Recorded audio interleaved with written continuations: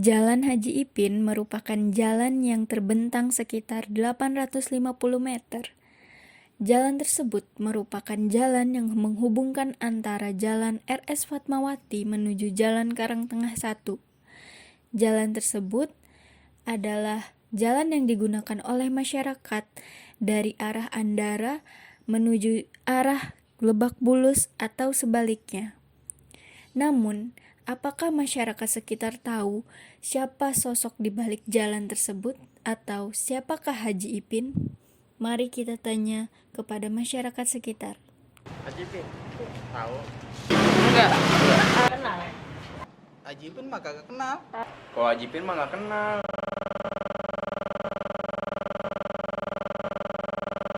Tahu? Tahu. Tahu kan saya jualan di Haji. Tahu? Kalau jalan mah kenal.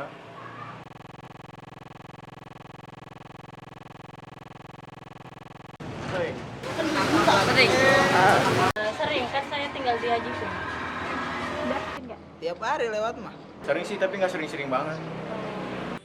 Haji Ipin ini punya atau memiliki 10 keluarga kandung. Yang pertama, anak tertua beliau itu ayah saya dengan nama Haji Muhammad Yusuf. Kemudian yang kedua, Haji Muhammad Zain. Yang ketiga, Haji Muhammad Yakub. Yang keempat, Ibu Haja Nur Aini. Yang kelima, Haji Muhammad Soleh. Seperti yang kita tahu ada nama jalan juga ya, nama jalan Haji Muhammad Soleh. Nah, beliau itu memang salah satu putra dari almarhum Bapak Haji Ipin. Kemudian yang keenam ini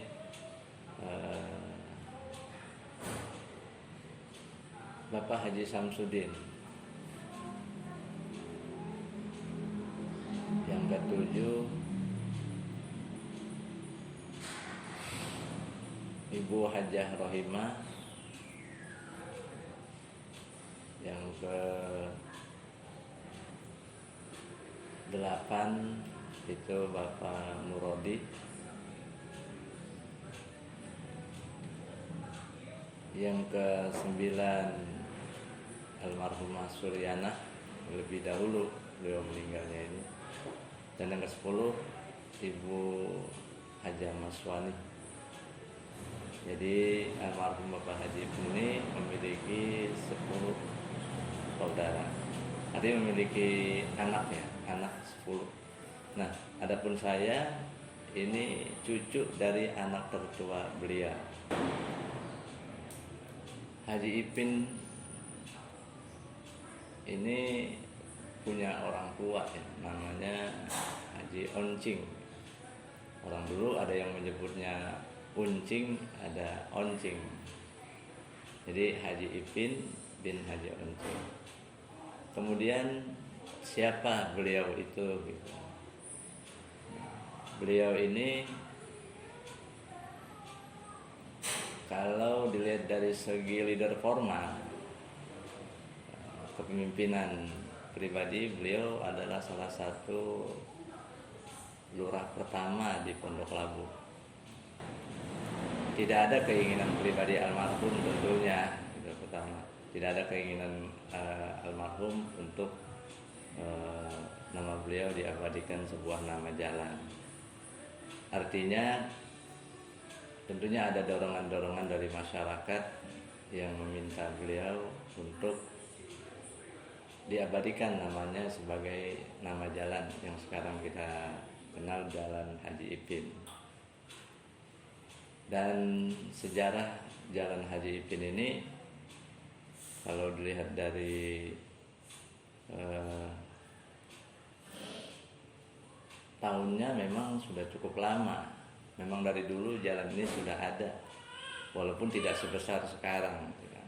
Artinya seiring perkembangan zaman, waktu, jalan ini tahap demi tahap terjadi perubahan, terjadi pelebaran jalan.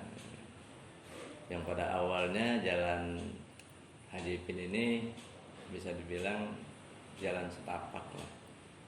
Ada beberapa warga masyarakat yang dengan ikhlas menyumbangkan sebidang atau sebagian tanahnya untuk pembuatan jalan Haji Ipin ini. Cuma secara kebetulan kalau saya telusuri, kita telusuri, ingin menelusuri jalan-jalan Haji Ipin ini, yang memperjuangkan itu tentunya banyak, seluruh masyarakat yang berada di sekitar jalan. Kalau dari muka jalan itu sebelah kanan kiri dulu itu memang dimiliki oleh para tokoh-tokoh Pondok Labu, terutama yang berada di wilayah Jalan Haji Ipin, yang mereka semua mengikut andil untuk menyumbangkan sebagian tanahnya untuk pembuatan jalan. Pertama, saya ingin mengawali dengan sisi edukasi, pendidikan. Beliau menginginkan masyarakat di sekelilingnya ini semuanya bisa baca tulis. Oleh karenanya, faktor pertama yang telah diberikan dalam bentuk kontribusi ke masyarakat sekitar itu dari segi pendidikan, beliau juga salah seorang guru yang menjadi panutan di dalam hal baca tulis pada masyarakat sekitarnya pada zamannya saat itu. Itu dari segi pendidikan. Kemudian juga dari segi pendidikan agama pun beliau sebagai salah seorang guru mengaji juga. Jadi kesimpulannya, beliau salah satu figur yang mempelopori untuk pemberantasan buta huruf di wilayahnya saat itu. Kemudian yang kedua, kontribusi perjuangan, dari faktor perjuangan. Beliau itu sosok yang sangat memiliki jiwa kebangsaan yang tinggi, gitu ya. Sehingga saat itu pun beliau dengan salah satu saudara kandung beliau, ya ini ikut melakukan perjuangan, karena beliau ini punya saudara kandung itu, salah satunya ada yang bernama Bapak Haji Zaman. Bapak Haji Zaman ini tadi itu ikut berjuang mengangkat senjata, kakak beliau gitu, sampai ke Aceh. Akhirnya Haji Ipin ini secara tidak langsung memperluas nasab ya. Jadi sampai ke Aceh, keluarga besar yang sebetulnya ada di Aceh. Ada salah satu orang Aceh yang menjadi keluarga besar Haji Ipin. Itu dari segi faktor perjuangan. Kemudian dari kontribusi tentang sosial kemasyarakatan. Nah, bukti kontribusi beliau itu ke masyarakat kecil, beliau selalu memberikan bantuan beras terhadap masyarakat kecil pada saat itu. Kemudian